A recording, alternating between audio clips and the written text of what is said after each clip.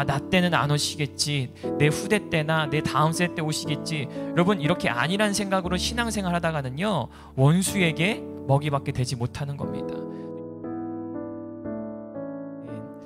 우리 함께 은혜의 말씀 보도록 하겠습니다. 함께 은혜 나누실 말씀은요, 디모데후서 3장 1절부터 5절까지에 있는 말씀입니다. 너는 이것을 알라. 말세에 고통하는 때가 이르러 사람들이 자기를 사랑하며 돈을 사랑하며 자랑하며 교만하며 비방하며 부모를 거역하며 감사하지 아니하며 거룩하지 아니하며 무정하며 원통함을 풀지 아니하며 무함하며 절제하지 못하며 사나우며 선한 것을 좋아하지 아니하며 배신하며 조급하며 자만하며 쾌락을 사랑하기를 하나님 사랑하는 것보다 더하며 경건의 모양은 있으나 경건의 능력은 부인하니 이 같은 자들에게서 내가 돌아서라.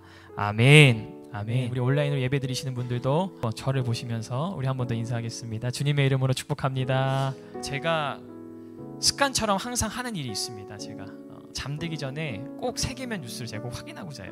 하나님의 말씀을 읽으면서 이 시대를 분별하는 우리 눈이 있어야 되는데, 여러분, 이 시대를 분별하기 위해서는요, 우리가 성경의 말씀도 알아야 되지만 그 성경의 말씀이 어떻게 이 세상 가운데 성취되고 있는지를 우리 그리스도인들이 좀 알아야 합니다. 이스라엘의 여러 가지 중동의 지역의 일들과 그리고 세계의 여러 나라들의 지금 큰 이슈들이 무엇인지를 좀 아는 것이 우리 그리스도인들에게 유익하다라는 것을 좀 깨달았으면 좋겠습니다.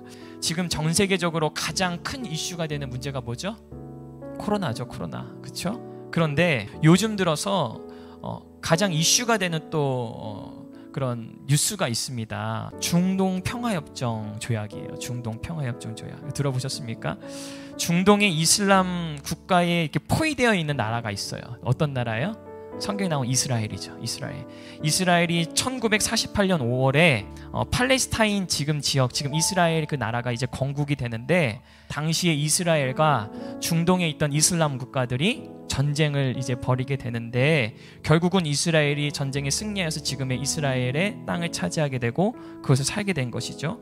72년 만에 중동에 지금 평화협정을 맺게 됐습니다. 그러니까 이게요, 아주 고무적이고 우리가 여기에 좀 관심을 가져야 될 문제라고 저는 생각됩니다. 왜냐하면 지금 트럼프 행정부가 들어오면서 미국의 중재로 이스라엘과 지금 아랍 국가 중에서 UAE 평화협정을 맺게 됐는데, 이 일을 굉장히 빠르게 일어나가고 있는 겁니다. 그래서 지금 아브라함 협정도 그렇고 이스라엘의 수도가 텔아비브가 아니라 예루살렘, 그렇죠? 이스라엘 백성들의 가장 유대인들이 원하는 곳은 어디예요? 예루살렘이거든요. 요즘 전 세계에서 일어나는 일들과 이슈들을 우리가 종합해서 보게 될 때에 우리가 사는 이 시대가 어떤 시대인지를 분명하게 깨닫는 그리스도인들이 되어야 되는 줄 믿으시기 바랍니다.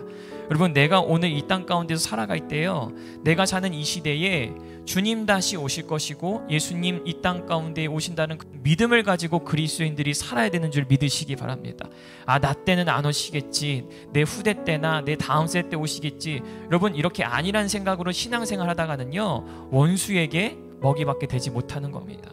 그래서 오늘 바울이 말하는 마지막 때의 사람들의 특징들은 개인주의적이 되고 이기적인 마음들이 팽배해진다는 거예요.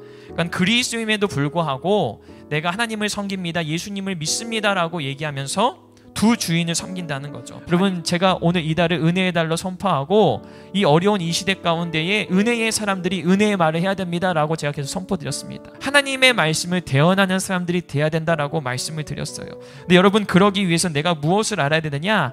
하나님의 한량없는 은혜를 내가 알아야 되는 거예요. 예수님의 시대에는요, 유대 사회 그 시대가 오늘날과 똑같은 문제가 항상 있었습니다. 무엇이었냐면 유대인들이 경건의 모양은 있어요. 그렇죠? 바리새인들, 사두개인들이 얼마나 종교적인 열심으로 종교 활동을 했던 사람들이니까 아주 철저했죠. 종교적인 모양은 아주 화려했습니다. 그래가지고 하나님의 말씀의 율법대로 철저하게 따르던 사람들이 바리새인들이고 사두개인들이었다는 거예요. 그런데 그들이 착각하고 오만했던 것이 무엇이었냐면 이 율법을 통해서 죄를 알게 하시는 도구로 주시는 겁니다. 아멘이십니까? 율법은요, 죄를 알게 하는 도구인 거예요.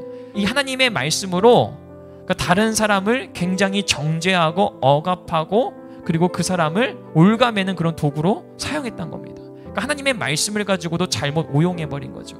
그런데 하나님이 원하셨던 것은 무엇입니까? 예수님을 보내셨던 것 같이 이 땅 가운데에 그 하나님이 주신 율법으로 말미암아 하나님과 나의 관계, 그리고 이웃과의 관계를 사랑으로 묶어나가기를 하나님은 원하셨다라는 거예요.